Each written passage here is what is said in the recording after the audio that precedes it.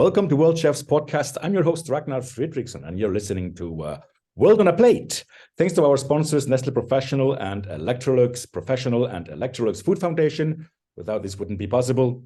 So welcome to the podcast, and let's start. If you can't stand the heat, get out of the kitchen.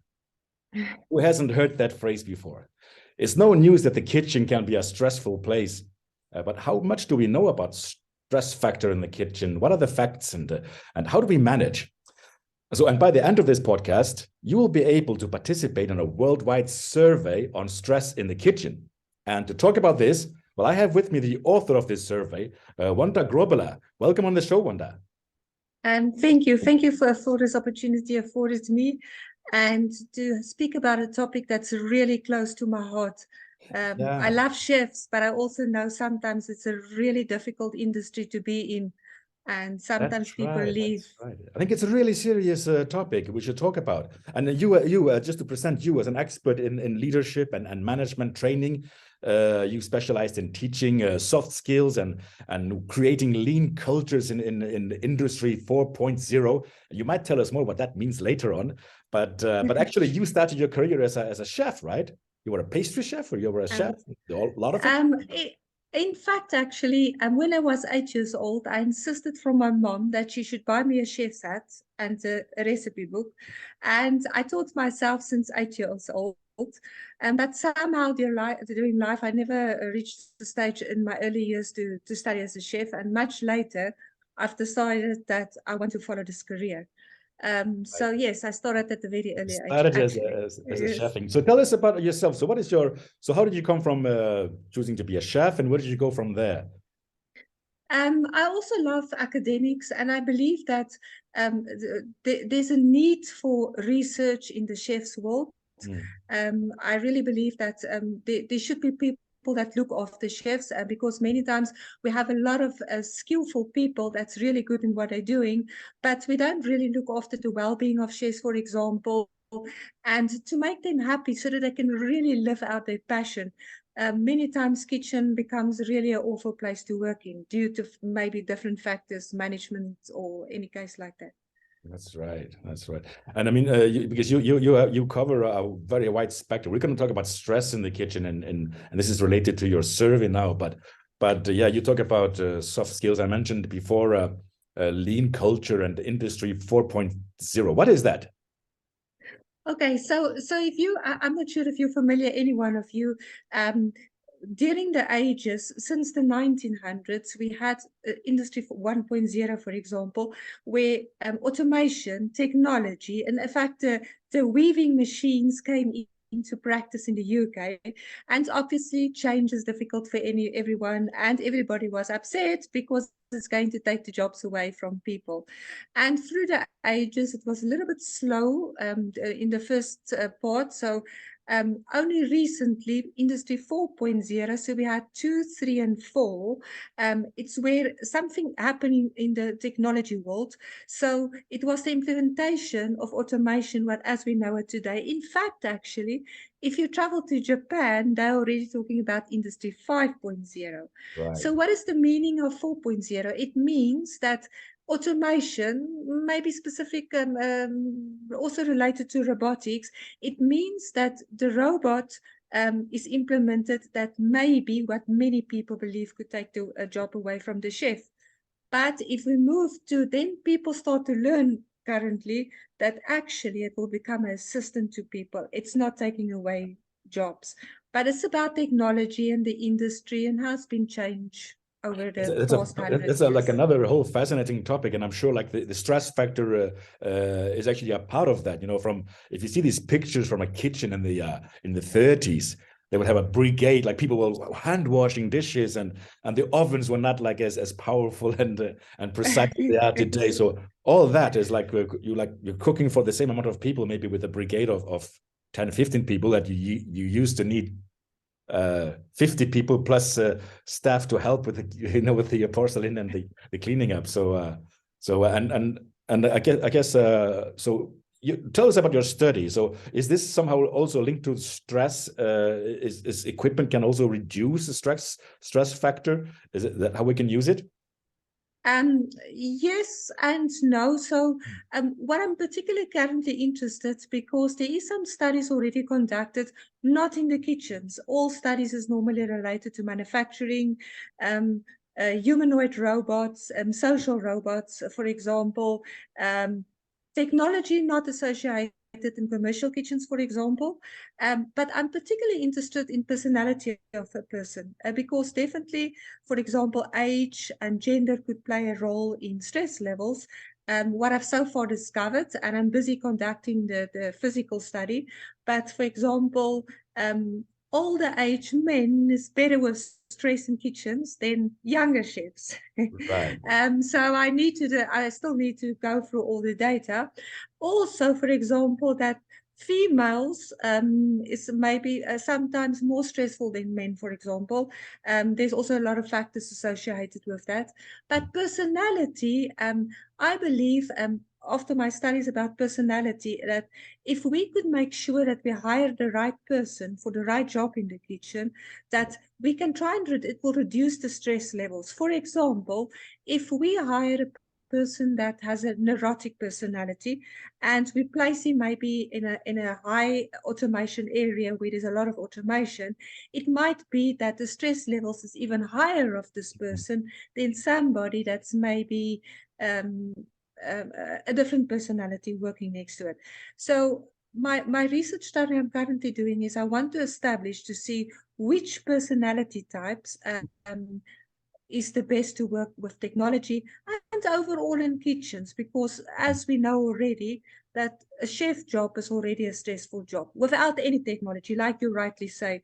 I think it comes from a Escoffier and his military organization from very early.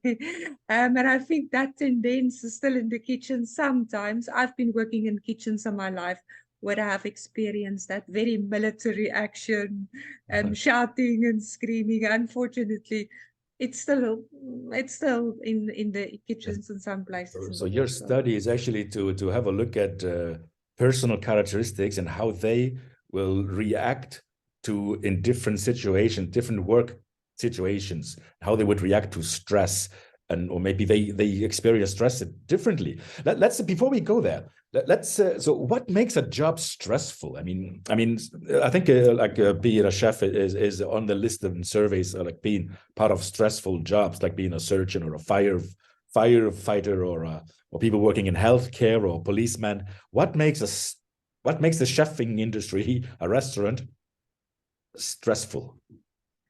Okay, so last year, I belonged to a small chefs group in the UK, and I just posted a questionnaire to find out about their working hours, for example. And the average working hours of the chefs was 64.4 hours per week, which is far above the normal hours of any other career that you can think about. So, firstly, the long working hours. And I think also the problem that many times we all know, if you're a chef, important days like celebration, important holidays, you cannot attend with your family because normally the restaurant, the hotel, it's busy where you are, so you need to be in work instead of your family. It's another stress factor. Also, maybe the lack of management skills in kitchens, because traditional hotel management schools or culinary schools are very good in teaching skills, but not so much the soft skills like emotional intelligence, how to lead a team, how to motivate your team. And I think definitely it's changing a little bit. I've known of a few culinary schools that's changing, but we still set in the old ways of training a lot of skills, concentrating on skills, and not also thinking about what if this person needs to manage the kitchen team. And that could also be a stress factor. And I think general, just many times it's a low paying job.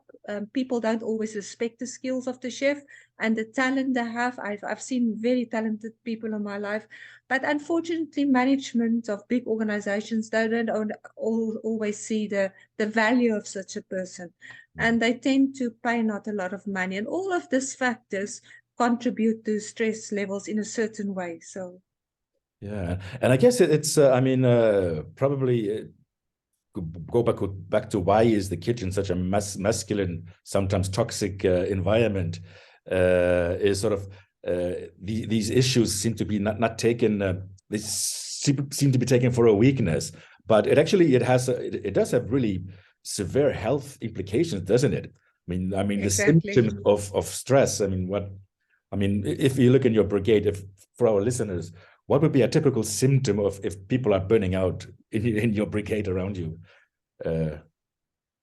So normally, because firstly, because of all these conditions we were just talking about, definitely your eating patterns is not correct. Your sleep, your rest patterns is not correct, and because you already have a lot of stress, you start to get maybe not such good habits. For example, maybe a lot of smoking, drinking, and these days there's also a lot of chefs that's using narcotics. So your lifestyle start to adapt to what you experience in the kitchen. And normally when chefs burn out, or any people for that matter, they start to get heart problems, high blood pressure, diabetic, all the kind of sicknesses that go normally with stress. And then burnout, and burnout, they just give up completely in life. And if you remember, in the past few years, I'm thinking to mind Anthony Bourdain.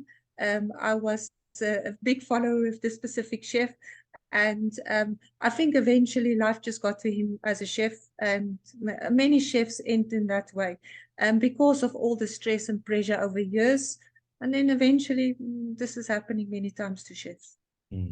Isn't that interesting? Everything you mentioned, we've actually been touching base on in this podcast, but not from the angle of stress. But you talked about health, diet, healthy diet, and eating disorders. We talked about drug abuse in kitchens. We talked about management, leadership, and motivation. We talked about how to attract young people into our industry that are leaving because of, you mentioned, work hours, etc., etc. And so far, I don't think we actually mentioned the word stress. So you're basically, this podcast is almost putting all the dots together of all these little problems and issues we've been mentioning that we have in our industry when it comes to lifestyle and leadership and management and motivation. Maybe it all just sort of connects back to the stress factor. So all the more important, this survey of yours. Okay, so when you look at all the factors just mentioned, obviously now we are sitting with the problem that normally it's creating a lot of stress in a chef, for example. And lately, the latest tendencies, because I was actually looking last night, last year, since 2020, 12.6% implementation of automation in kitchens, especially robotics. It's on the rise, which can even create more stress for a chef. He's already stressed out. Now that we're bringing in a lot of technology, the fear of change, the fear of losing job, new technology they're not familiar with, all that is increasing the stress levels of the chef. So if I come back to personality, for example, some personality styles can handle stress better. You will tell me, you all know, you all work in the same kitchen, same environment, but there's always one person that cannot handle stress as good, maybe as another person. Some people just seems to glide through stress. It seems like they don't get affected by any of the conditions we've mentioned before. And some people really get affected by these conditions. And that's when I started to think about personalities, because the conditions is the same, the management is the same, the what is happening in the kitchen is the same, but why do we get people that's handling stress differently? Is it related to age, gender? Definitely female, male, and obviously being a female in the kitchen is much harder than being a male. But maybe that's not the main factor. Maybe it's really the personality I'm looking at. Right. Some people can just handle stress better. That's right. That's right. No, and I think, I mean, absolutely. But I think if you want to be inclusive in the kitchens, we want to attract what you just mentioned, more female workers in the kitchen. We want to have young people coming into our industry that they might not see want to live in a very stressful environment. there must be something we can do to reduce the stress level. Have you, what, I mean, can we, are there things we can put in place, or is it just something we have to live with and just make sure we recruit the right people who can handle it? What do you think? I wish it was so easy. No. So what I always think is, if we can start teaching more in culinary schools, definitely the skills is very important, because this is what we learn. Correct, is how to use, have good knife skills, how to have to know the basic cooking skills. But I also think that we should concentrate in bringing more leadership skills into the curriculum. It might not be in the beginning, maybe in the advanced level, or maybe in the degree. Soft skills, skills of the future, critical thinking skills, problem solving skills, complex problem solving skills.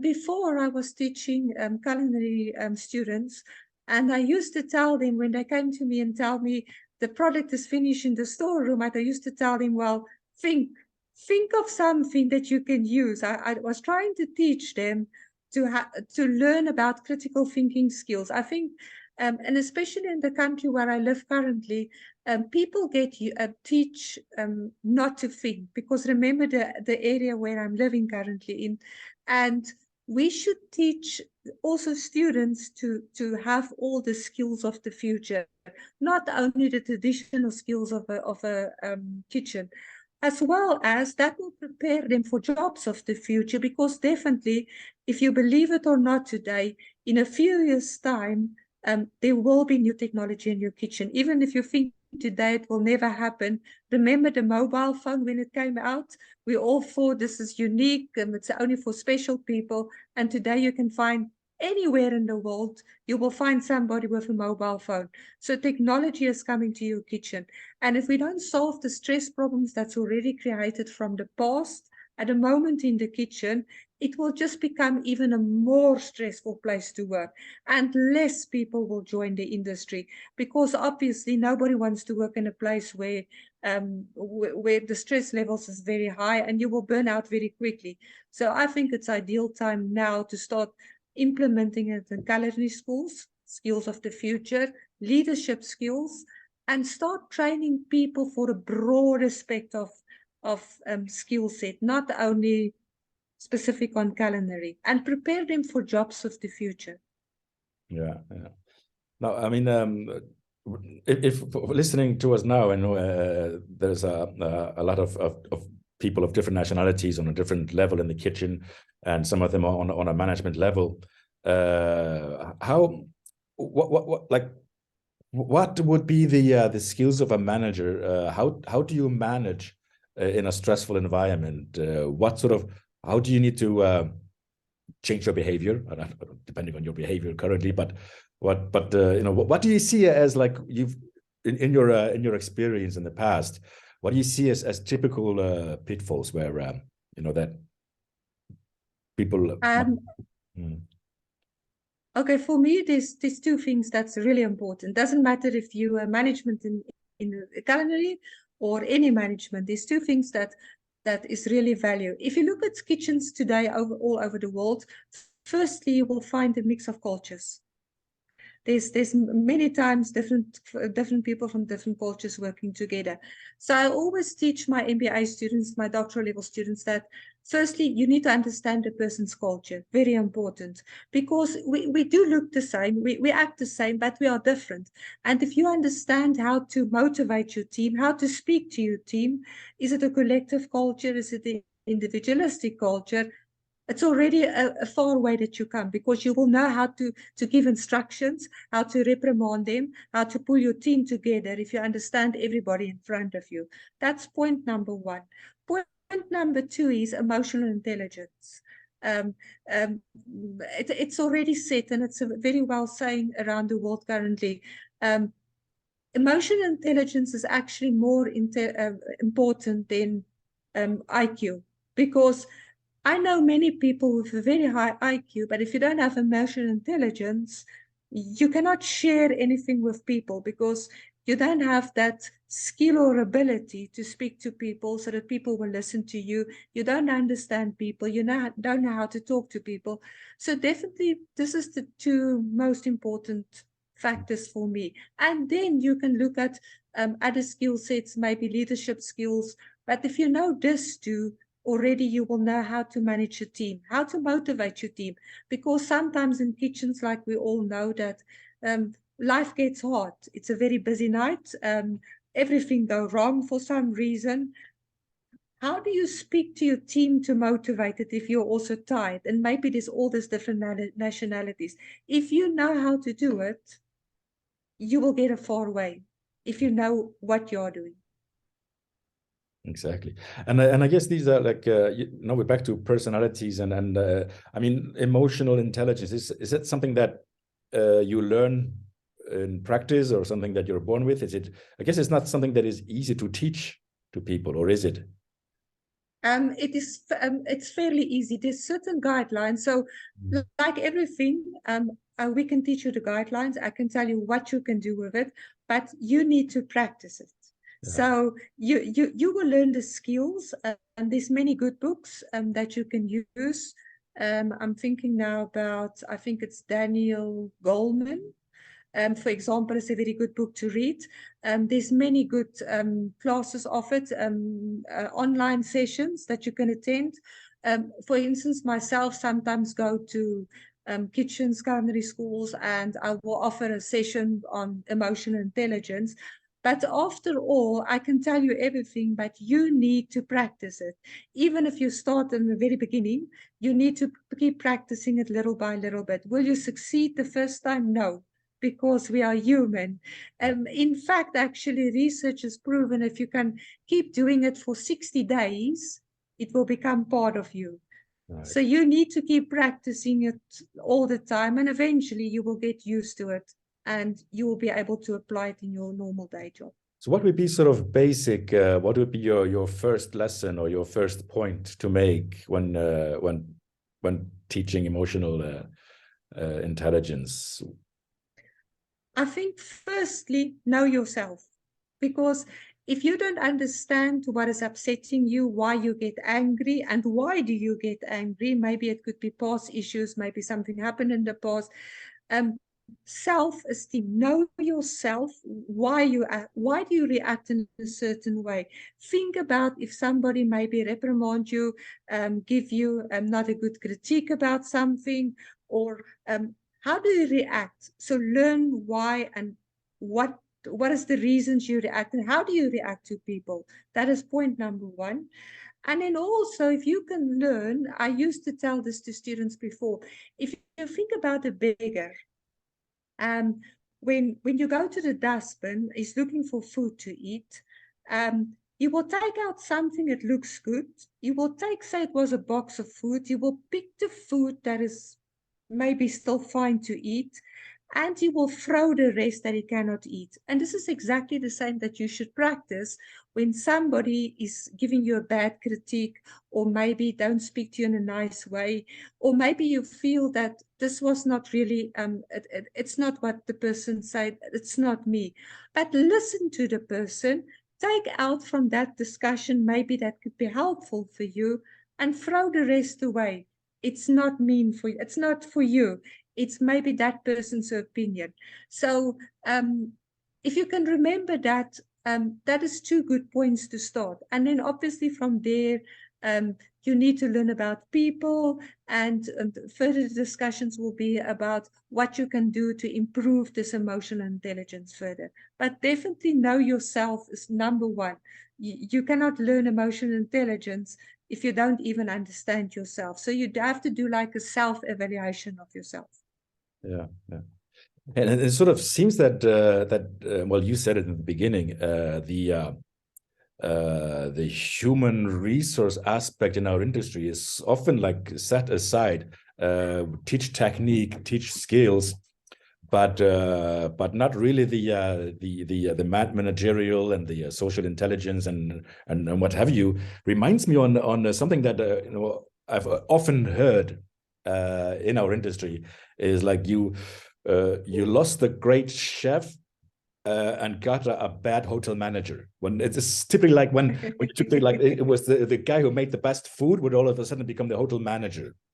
Not Yes. not necessarily the best leader or the visionary for company or to motivate others, he was a good cook. And so Yes. I guess maybe this is a thinking, a mindset that might need to change in the way we develop leaders in the industry.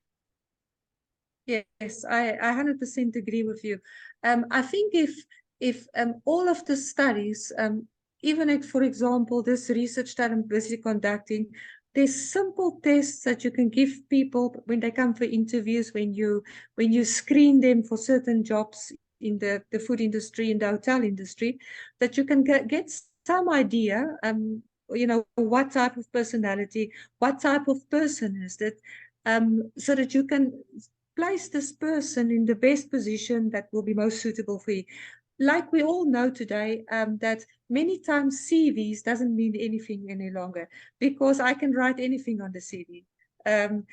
There's not value any longer really in CVs. So we need to find new ways, HR managers, how you can make sure that the person you're recruiting will be suitable for the position.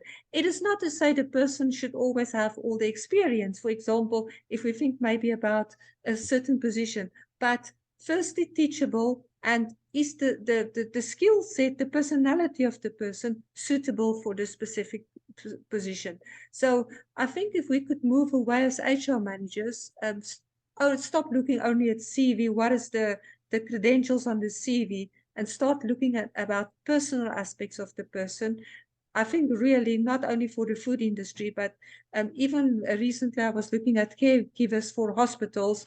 If we start looking at personality, we can employ people that really care about people, that's suitable for the job, and not only because they want a job and it's not working out, or it becomes really stressful for the person doing the job. Precisely.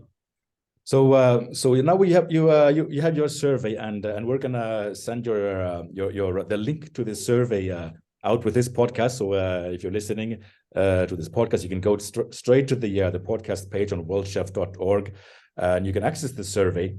So this survey, tell us more about this survey. How long would you expect it takes to? How many questions are there, and what are you sort of looking for? Okay. So the survey should not take you longer than 10 minutes. In fact, it could be quicker because it's not many questions. However, anybody that's currently working as a chef or recently worked as a chef could complete a survey. The reason for the survey is it's actually part of another study. So the one study I'm looking specific now is at personalities and chefs in kitchen. And then also later, I will bring it back to personality chefs and working next to robotics in kitchen and automation. But this particular part, I want to look at, so you could be any age, it's not age restriction. You could be any gender, you could be from any nationality. The only thing that you must understand English. Your English should be fluent, because otherwise maybe you will misunderstand the questions and you will not answer there's not a right or a wrong answer, but at least you must be clear what is the question about, to answer the question according to what you think. But the rest of the career, there's no limit. I hope to finish the main study by the year end, but this particular study, probably in a month or two, I will have some results which I could already share with the Chefs Association. And maybe there's something interesting we can even talk a little bit further about, or maybe some suggestions on training, on webinars, or anything that we can help, because maybe it can help the community to have less stress, for example, or maybe small ways that we can implement to help them in future.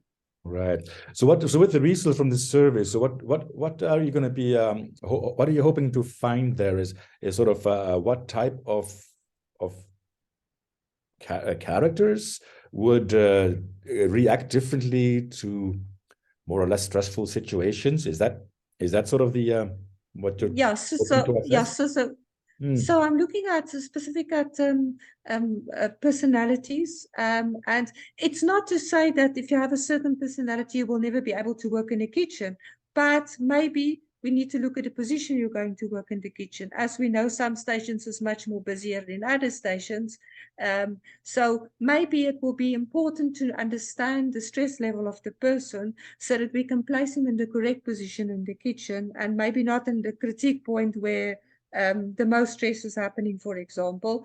Or even if there's in future automation in your kitchen, if the person is not very good in handling change, handling new things, maybe that's not the best position for him. Maybe he should be placed in another workstation or another position in the kitchen. So firstly is to see what a personality, what type of person is suitable for what position. And then also to find ways to how we can reduce stress. So I'm hoping that, because there's certain techniques that you can use, certain criteria that you can implement in the kitchen, so to help the stress levels of the chef. So this is my second point. And then obviously I'm hoping to improve also the automation in kitchens with the study eventually, because I believe that could help a lot in future in kitchens, especially for a lot of repetitive work and tedious work, which is already happening in some countries in the world. Right, right. So do you still already have some sort of leads of like how to reduce stress in the kitchen? You already have some examples of like what could work?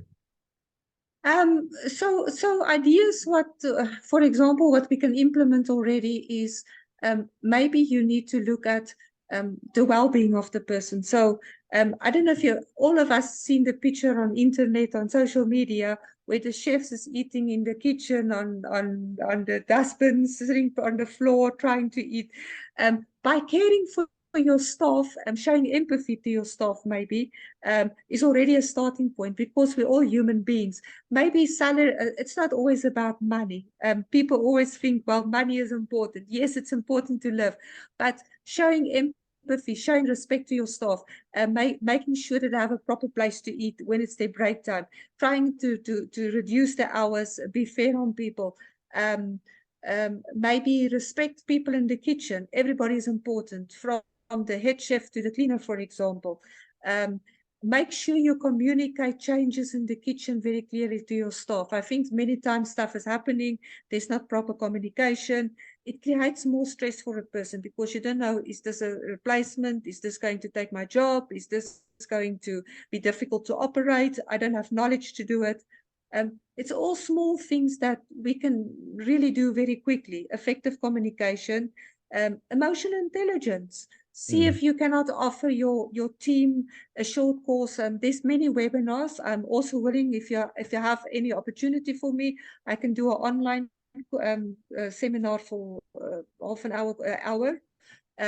If you think that will help your kitchen, I can do emotional intelligence. I'm more than willing to do it, because it's my passion is the chefs. That's a great offer. So Yeah, thank you, yeah, Wanda. so Yeah, I'm more than willing. I'm fascinated by what you're willing. saying. Yeah, so no, I think it's really useful, and that would be really appreciated, and I'm sure for our members around the world. So I'll take you up on that.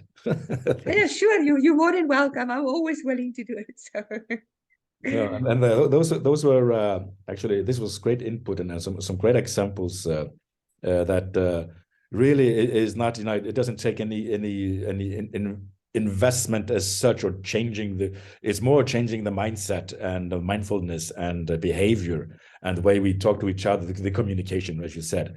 Exactly. Yes. It seems so simple to say, but sometimes very hard to I know, I understand. But if you even, one should never try and don't try and eat the whole elephant, correct? Eat little bit by little bit. So even if you fail a lot today and many other things, but try and at least achieve one thing. At least try be nice, for example, to one person, communicate properly to one person, do something right to one person. By doing little bit by little bit, eventually we will overcome the challenges. Because you're right, you're correct. It's very easy for me to sit here and tell you, talk better, have empathy, communicate. But when the heat is in the kitchen, it's not so easy, especially if there's a lot of people waiting for food. It's not working out, nobody's listening. It becomes a different story. But small steps. Don't try and achieve a change in 360 degrees overnight. But by you starting with small steps, the rest will follow you, especially if you're kitchen managers, head chefs, executive chefs. People will start to see the change in you and they will start following you. And you will fail. Don't feel bad. We all fail every day. So, but at least try. They will see you want to try. Thank you, Wanda. That was a great discussion, and so we'll be looking forward to the survey. So, just want to urge everybody to take the survey, to participate in the survey, and we'll have the results when Wanda has put everything together and analyzed. We'll get a report we put on our website as well, and we send it out on social media. So so please take 10 minutes and participate. So we can all work together to improve our industry and improve our passion. So it's hey, we're working together here as world chefs. Thank you very much, Wanda. I want to thank you for this conversation, and thank you for your offer. That we'll be looking forward to having some more input on this very important topic, which is the management, leadership, and corporate culture in the kitchen. Thank you very much for that. So everybody listening, don't forget to sign up to the podcast, take the survey, and I hope to catch up with you all next in a couple of weeks' time. So you're listening to World Chefs Podcast. I'm your host, Ragnar Fredriksson. We were talking to Wonda Grobbelaar, and this is World on a Plate. So thank you very much and take care. Bye-bye. Okay, bye everyone. Okay, thank you.